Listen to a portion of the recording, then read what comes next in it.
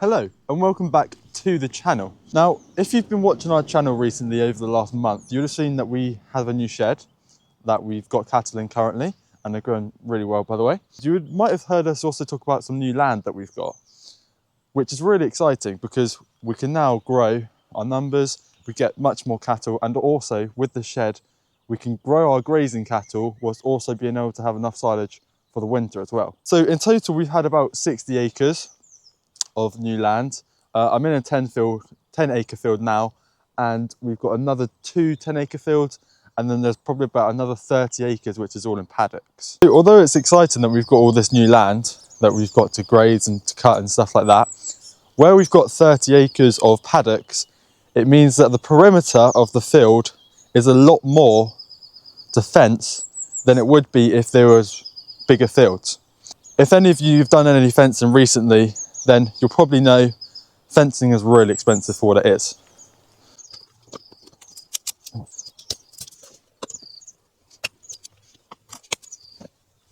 And where we've got so much of this fencing to do, we think the best thing to do this year is to do the main fields, so the three 10-acre fields that I was on about, get the most of that done, the worst bits, like this bit here where I'm at, next to a roadside, because that's a bit more important. If the cattle escape, then you don't really want them directly on the road. So that's why we're doing this fence line along here.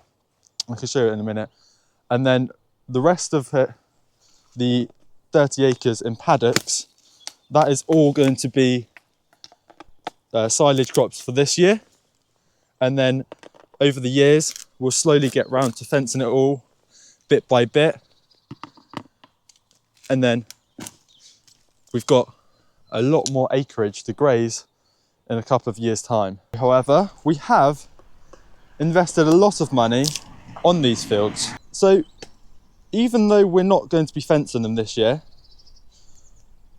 we have soil tested or soil sampled all of the fields which we are going to be cutting, so all of these paddocks that we've been talking about, and we have bought quite a bit of MOP and TSP. And so basically, it's going to make the ground a lot better and improve the nutrients in the soil. So we'll also be increasing the plant productivity. There is a bit of a delay on it, but hopefully by March time, we should have all of our stuff to put on the fields. So make sure you watch that video because that'll be exciting. And you'll actually be able to see all of the fields in question.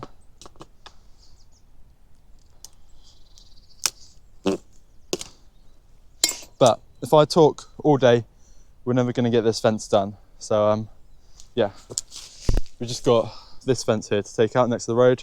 So we'll crack on with it, and I'll catch up with you later to talk more about the fields.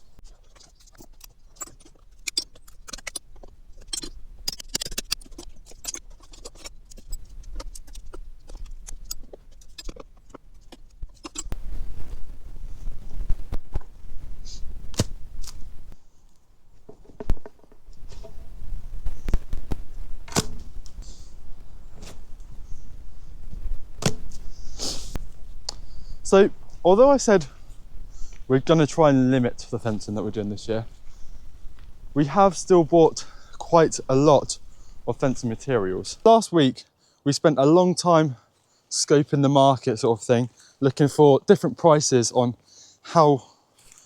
posts and wire and bits and bobs like that, so that we can try and get the cheapest posts we can to do our job, but also make it still good enough to be a good fence.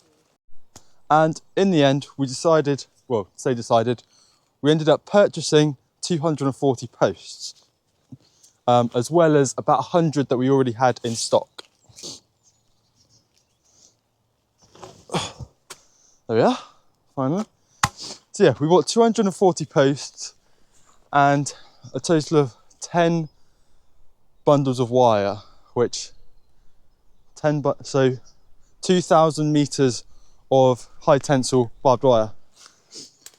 So what we do is, because we just have store cattle, is we'll just have 3 strands of barbed wire, because it's the cheapest way and it's also the quickest way to put it all up. And so that's why we decided to go with that. But even that was still quite expensive, and hopefully that'll do quite a lot.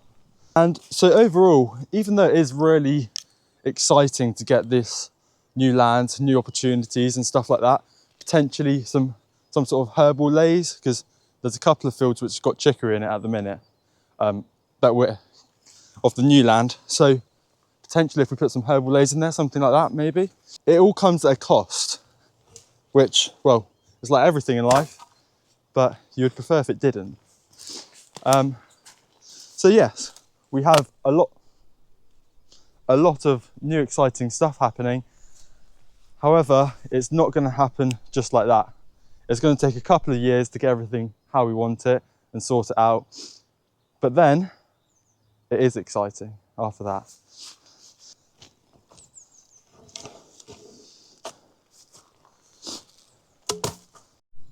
But yeah, you're probably bored of me now talking about the fencing.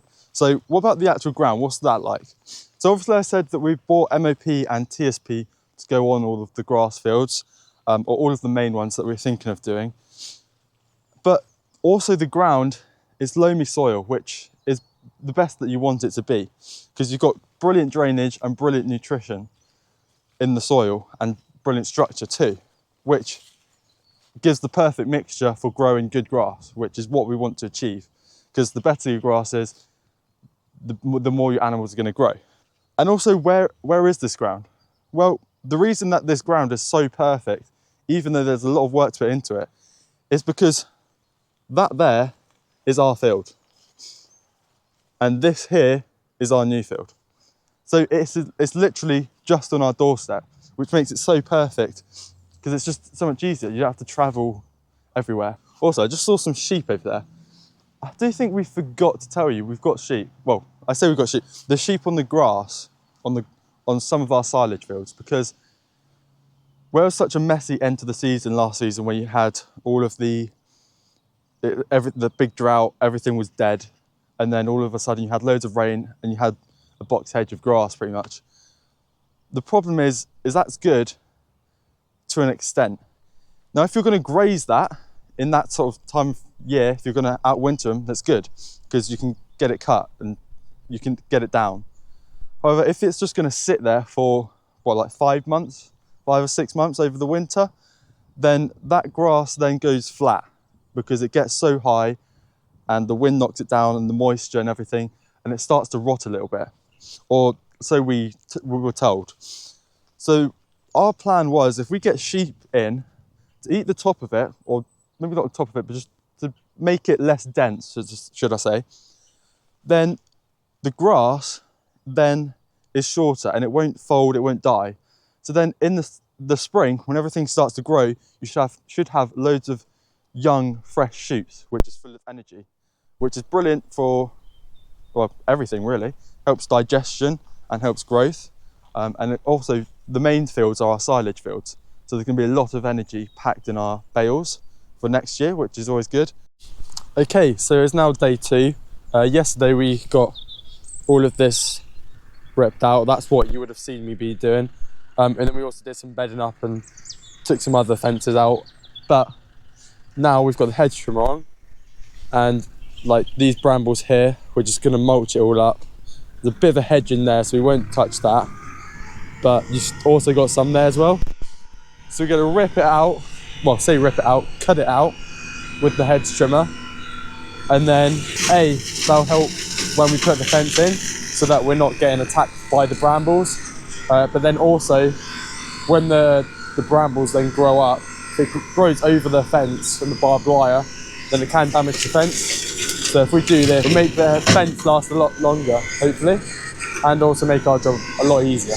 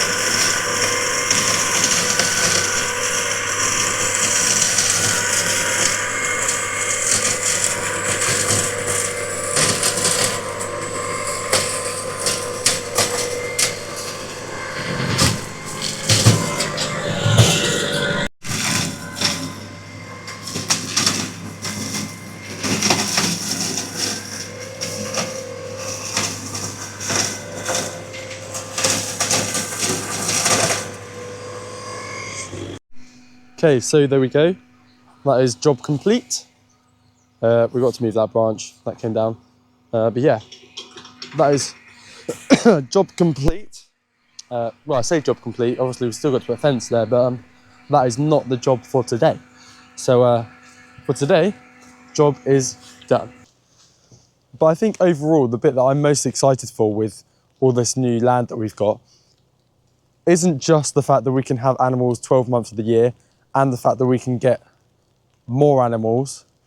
It's the fact that we can now change our grazing patterns to benefit the animals in terms of nutrition and growth. Because usually what we'd do is we'd put them in a field and then we'd wait for them to finish that field and move into the next one, and then so on and so on. However, because we've got a lot more land now, we can be looking at where they're going to be going rather than where they are. And by doing that, we can keep on top of all the fields and we can stop the fields from going to stem. Because when the fields go to stem, or the grass should I say, the energy and protein levels in the grass then drop. But you need those to be high, because the higher it is, the more your animals will grow, because the more nutrition's in the grass. So because we can do this, hopefully per head, we're then going to be benefiting more as well, because obviously they're growing better. So we can be making more money, not only from having more animals, but also per head, which is good and is important, because it means that now we can farm much more effectively and efficiently, and our cattle are going to be doing better, which is basically the best that you want. So yeah, that's a sort of a rough thing of the plan with all of our fields. And obviously today you've seen us get everything ready, or starting to get everything ready. It's the first day. Still got a lot more of the fences to take out and a lot more fences to put up. But yeah, that'll be another day. So yeah, that's it for today's video. I hope you enjoyed and listening to what we're going to be doing over the next year and couple of years, getting everything up together. But until next time, guys, goodbye.